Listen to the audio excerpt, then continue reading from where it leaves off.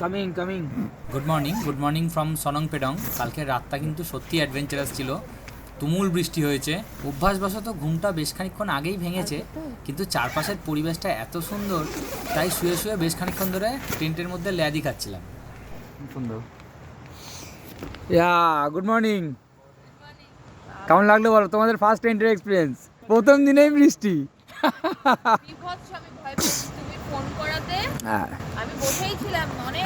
আমি তো কালকে ওদের জন্য প্রথম এক্সপিরিয়েন্স, ফার্স্ট এক্সপিরিয়েন্স টেন্টে। ওরা তো কোনোদিনও ক্যাম্পিং করেনি, আর কালকে রাতে চরম বৃষ্টি হয়েছে, চরম বৃষ্টি, বিদ্যুৎ চমকেছে, বাজ পড়েছে। তোমার ফার্স্ট টেন্ট?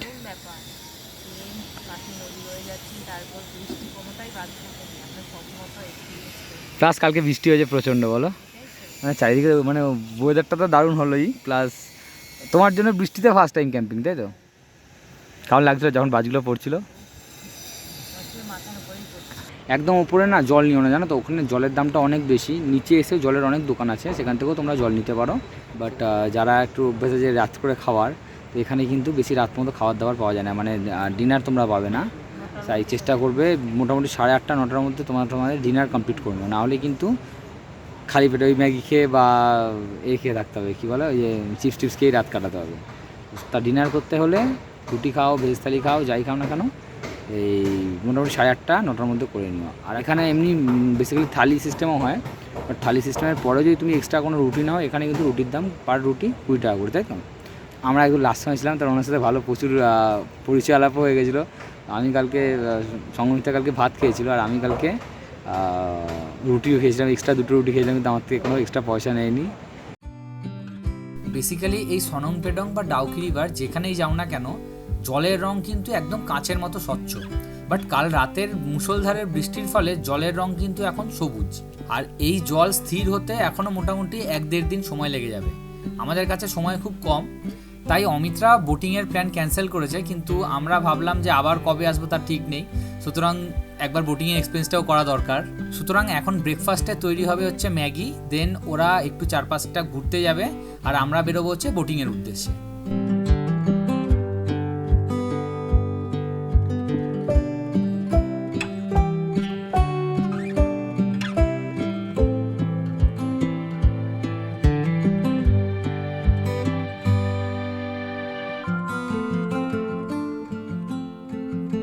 আমাদের ম্যাগি রান্না হয়ে গেছে, সংগমিতা খাচ্ছে, আর এদিকে অমিত আর প্রিয়াঙ্কা খাচ্ছে। কেমন লাগছে অমিত? এই যে নদীর পাশে এই টেন্টগুলো এনাদেরই। পার ডে মোটামুটি ওই 1000-1200 টাকার মতো রেন্টে এনারা এই টেন্টগুলো ভাড়া দিয়ে থাকে, এবং এনাদের ব্যবহারও যথেষ্ট ভালো। তাছাড়াও ওয়াশরুমেরও ফেসিলিটিস আছে। এই নদী তীর থেকে একটু ওপরের দিকে গেলেই কমন বাথরুম আছে, সুতরাং খুব সহজেই তোমরা নদীর তীরে থেকে একটা সুন্দর স্মৃতি এখান থেকে নিয়ে যেতে পারো। তো আমরা মোটামুটি লাইফ বেল্ট, আমি সাঁতার পারি তাও ছাড়লো না কিছুতেই, বলো লাইফ বেল্ট পরেই যেতে হবে। আর আমরা লাইফ বেল্ট পরে নিয়েছি, এবার যাবো হচ্ছে জলের দিকে বোটিং করতে।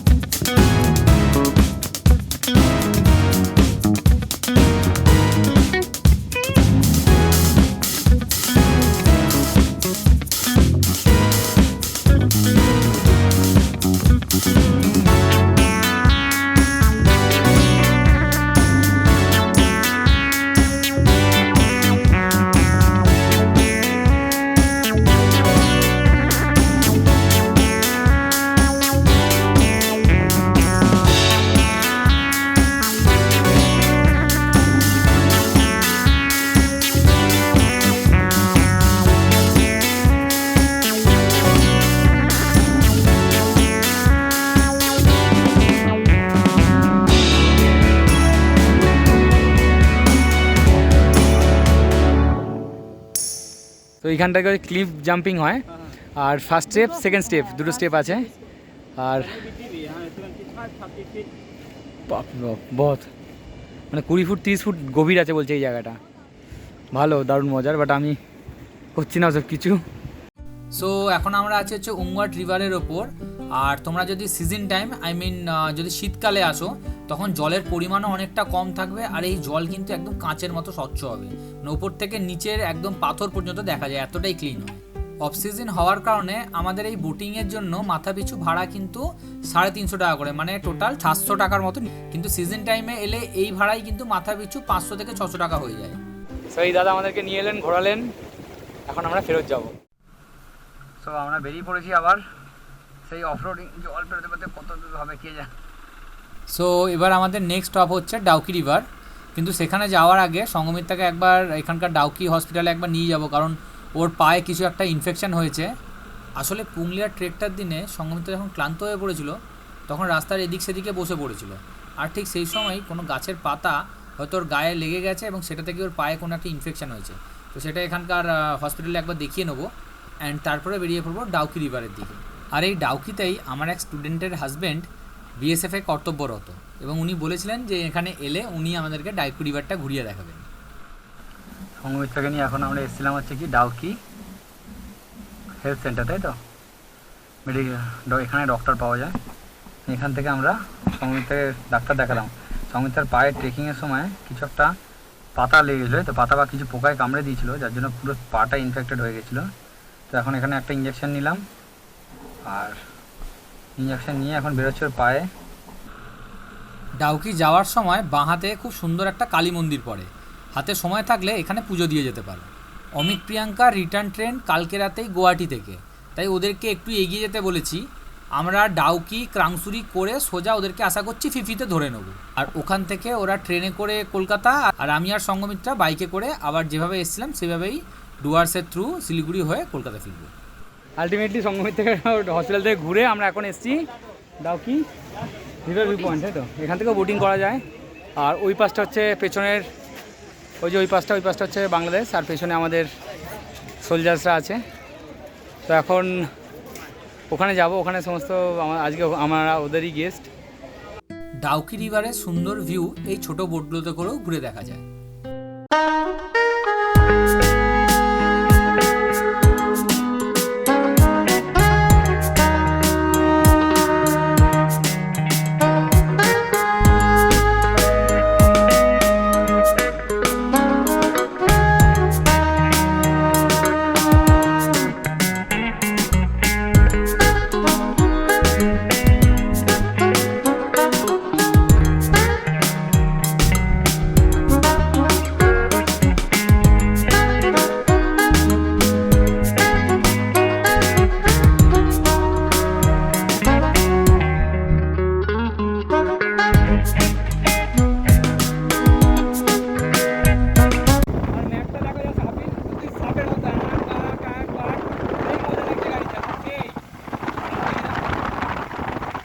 ঘড়িতে এখন বাজছে দুপুর 2:30, আর আমাদের নেক্সট স্টপ হচ্ছে ক্রাংসুরি ওয়াটারফলস।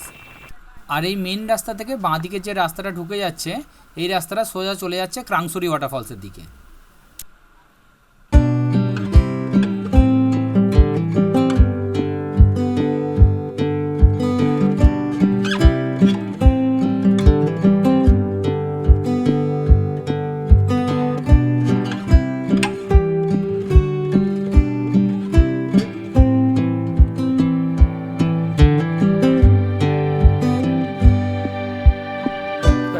হচ্ছে ক্রাংসুরির দিকে, আর চুলে হেলমেট পরবে, চুলের অবস্থা একদম খারাপ।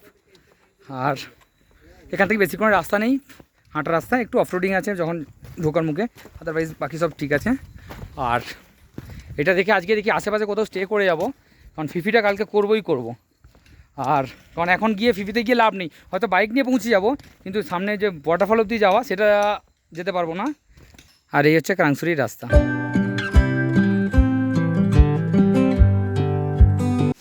ওয়াটার নয়েজ আসছে ব্যাকগ্রাউন্ডে, একটু অ্যাডজাস্ট করে নাও। আর এখন ঘুরতে পারছে 5টা, আমরা পৌঁছে গেছি হচ্ছে এখন ক্রাংসুরিতে, ঠিক আছে। ক্রাংসুরি ওয়াটারফলটা সেই লাগছে, দারুণ, সত্যি অসাধারণ লাগছে, পুরো চারিদিকটা ওপর থেকে জল পড়ছে। তোমরা চাইলে নিচে গিয়েও ছবি তুলতে পারো।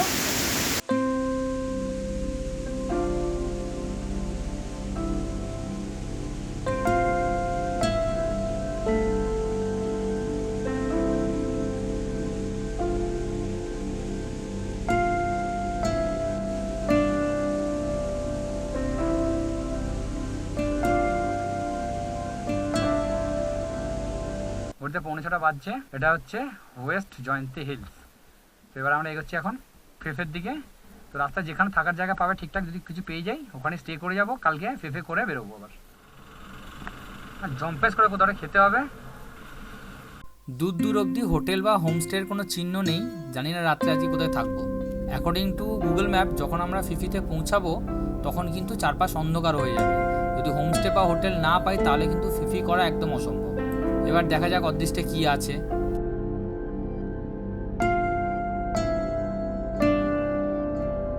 সো খাবার আলটিমেটলি এসে গেছে।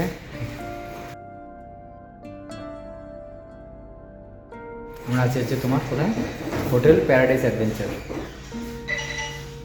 চাউমিন সমস্ত আছে, ভেজ থালি। কিছু ব্যাপার চটপট খেয়ে নিই, এবার বেরোবো আবার রাস্তায়। কাল রাতের বেলা যখন ফিফিতে পৌঁছেছিলাম 2-3 কিলোমিটার অফরোডিংয়ের পর একটা হোটেল পেয়েছিলাম, কিন্তু হোটেলটা একদমই ভর্তি ছিল। আর তারপর মোটামুটি 60-70 কিলোমিটার অবধি কোনো হোটেল ছিল না, শুধু শুনশান হাইওয়ে। সো কাল সারা রাত ননস্টপ রাইড করার পরে এখন এসে পৌঁছেছি ব্রহ্মপুত্র নদের ওপর। আকাশের ভাবগতিক খুব একটা ভালো নয়, আর ওয়েদার আপডেটেও দেখাচ্ছে যে বৃষ্টি হবে। ডুয়ার্সের পর থেকেই শুরু হচ্ছে এক ভয়ঙ্কর বৃষ্টি, যেন আকাশটাকে কেউ ছেনি হাতুড়ি দিয়ে ফুটো করে দিয়েছে। বৃষ্টি থামার কোনো নামই নেই। শেষমেশ টানা প্রায় 7-8 ঘন্টা ননস্টপ রাইড করার পর এসে পৌঁছলাম আমাদের বাড়ি মধ্যমগ্রামে। তো এসে গেছি বাড়িতে। আর এবার হচ্ছে সব থেকে ক্রিটিক্যাল কাজ, মাল খুলতে হবে, দিয়ে রিকোকে আনতে হবে, রিকোকে নিয়ে আসবো। তো ট্রিপটা ভালোই ছিল, গাড়ি এই সব ওকে, কোনো অসুবিধা নেই, দারুণ ঘোরা হলো। আর